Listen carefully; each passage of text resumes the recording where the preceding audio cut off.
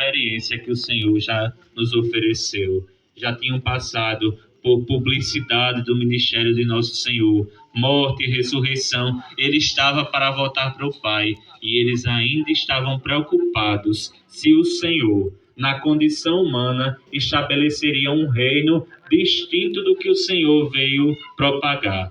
Eles queriam um Deus que tomasse a frente, que se tornasse o rei desse mundo. Eles ainda não sabiam quem era Jesus. Ainda não sabiam quem era aquele Deus que caminhara com eles, que tudo tinha feito para que eles compreendessem. Na semana que vem, nós viveremos a experiência de contemplar o Espírito de Deus, aquele que fez com que os discípulos, de fato, entendessem todas as coisas. Mas os discípulos de nosso Senhor ainda não entendiam. Esperavam que o reino do Senhor se tornasse uma coisa tão humana, mas o único reino que o Senhor veio instaurar, único reino dele é o reino dos céus, ao qual ele volta hoje nesta liturgia. O reino que chama a conversão do coração. Eles não tinham entendido ainda que o único poderio, que o único domínio que o Senhor quisera para eles e por meio deles era o do coração. Cuidado, viu, meus irmãos? Às vezes, eu e vocês caminhamos na vida esperando que o Senhor faça isso ainda hoje. Há muitos que relacionam o poderio e muito mais a majestade de nosso Senhor, considerando vai chegar o dia em que nosso Senhor vai tornar pobre quem é rico, vai tornar rico quem é pobre. Não foi para isso que nosso Senhor veio, viu? Não é para ser um governante ou uma autoridade que vai vir trazer uma condição igualitária para todos. Ele mesmo disse, pobres sempre tereis. A diferença está no coração, que toca a verdade do Evangelho, que assume as dores dos irmãos e que se faz um com ele. Ele espera muito mais que nós sejamos essa experiência de novo reino, de reino capaz de tocar a carne do outro, de se sensibilizar. Ele não veio para ser o rei revoltoso que toma nações por imposição e obrigatoriedade. O céu de Deus é a experiência plena de corações convertidos, de corações somados ao Deus pela santidade. Isso sim é o reino de nosso Senhor. É o reino que hoje nós contemplamos o Deus da vida voltar, chamando-nos também a assumir essa missão tão cara a nós constituída, para podermos também um dia com ele contemplarmos essa morada eterna, essa morada que se configura pela santidade e pela semelhança com o Pai. Dado que o Senhor volta, e aqui não olhemos os céus de Deus como uma realidade geográfica, dimensional. Aqui não partamos para um olhar para o céu como se ele fosse uma realidade para além das atmosferas. Não é que Deus esteja em um outro planeta. Não é que o inferno seja o subsolo da terra. Não é isso. Aqui fala-nos muito mais de uma experiência de para além de dimensões, mas de um estado no qual o Senhor volta ao Pai e o estado pelo qual nós devemos sonhar e nos esmerar para tocar, para viver, para se somar a Deus nosso Senhor. E é isso que nessa vida nós já devemos assumir. O Senhor, que é missão, nos faz missão a partir de pressupostos, ditos exatamente por Ele hoje no Evangelho. Já que somos uma missão de Deus, já que devemos ser continuadores da missão de Deus, como os discípulos da primeira hora, há uma missão a nós destinada e nós devemos cumpri-la com a vida. Diz o Senhor Jesus, pautando a partir do Evangelho de Marcos hoje, qual é a missão do discípulo, como ele se manifesta, como ele se faz com os discípulos e pela qual missão nós devemos também fazer e pronunciar no mundo o Evangelho de nosso Senhor.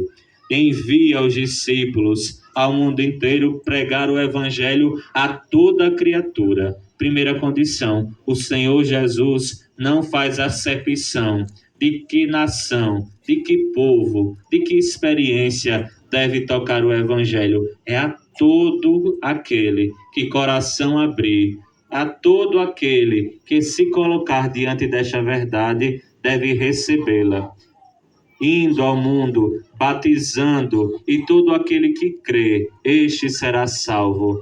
Aquele que não crê por si, por escolhas próprias, por aquilo que desejou, já está condenado. Não é o padre que está inventando essa história hoje. É nosso Senhor quem diz: quem não crê por si, já escolheu a condenação. Aquele que crê já assumiu a salvação que vem de Deus. E o que cabe ao discípulo? É bonito perceber que a nossa missão não diverge, não se distingue em nada da missão de nosso Senhor. Ele vai tecendo como discípulo, vai ser aquele que portará dons ao passo para cumprir a missão. E nelas não diferem, os dons não diferem de tudo aquilo que o Senhor fez. Sinais que acompanharão os discípulos. Eles expulsarão demônios em nome do Senhor, falarão novas línguas. Se tocarem serpentes, não serão maculados pelo veneno destas. Se beberem alguma coisa que tenha veneno mortal, por ser discípulo, não tocarão tal mal.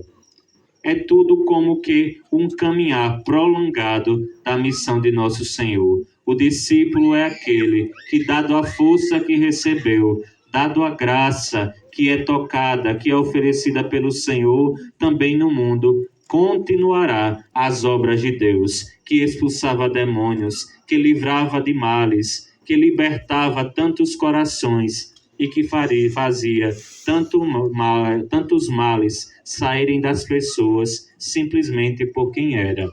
Então, meus irmãos, se a missão de Deus vem e se escoa, dissolve em nós, nós temos as mesmas capacidades que nosso Senhor ofereceu aos primeiros discípulos. Nós, se quisermos ser de Deus, faremos no mundo esse diferencial.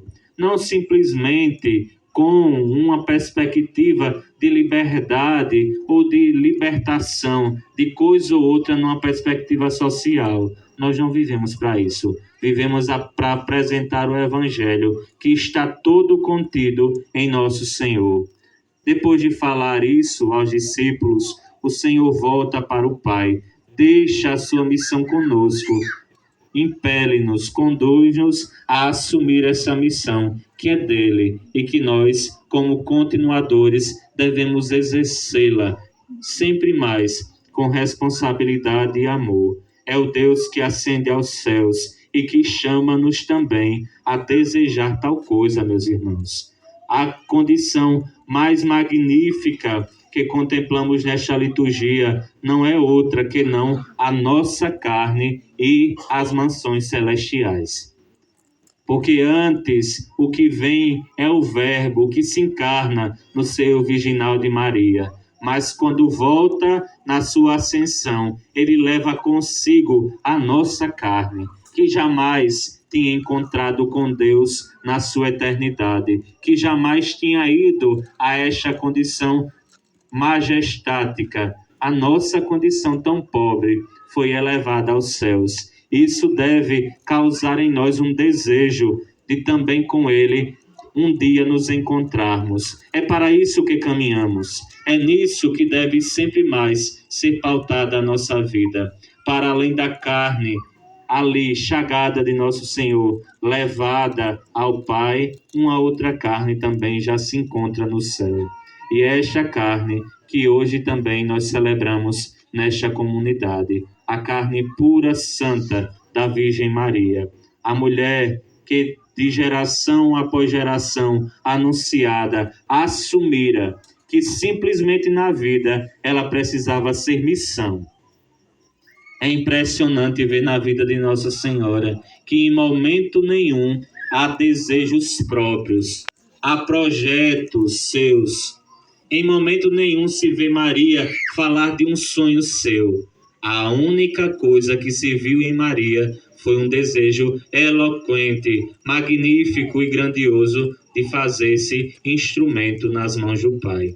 Ela simplesmente fez-se serva, fez-se caminho, fez-se via, porta, para que o Senhor por ela passasse. E não por acaso, Maria, já que imaculada desde a sua concepção, é levada aos céus ali, assunta. Maria é a primeira criatura que chega à mesma condição que hoje nós vemos Cristo ser elevado, para dar dignidade, para lembrarmos de tudo aquilo que